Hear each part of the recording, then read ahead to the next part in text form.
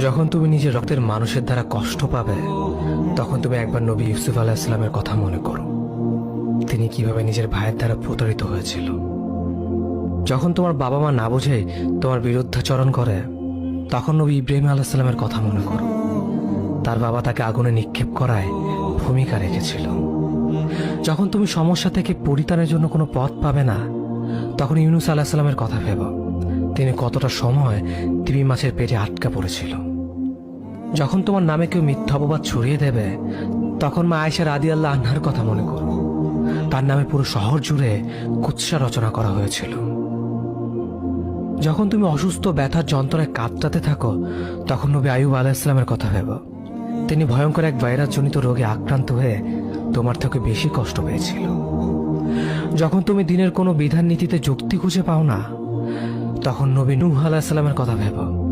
তিনি কোনো প্রশ্ন ছাড়াই মরুভূমিতে নৌকা তৈরি করেছিল।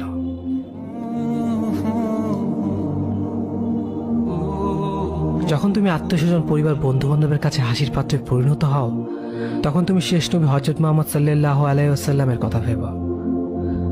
রাসূল সাল্লাল্লাহু আলাইহি ওয়াসাল্লাম বলেছিলেন, সবচেয়ে বড় পরীক্ষা দিয়ে সব থেকে বড় পুরস্কার আসে।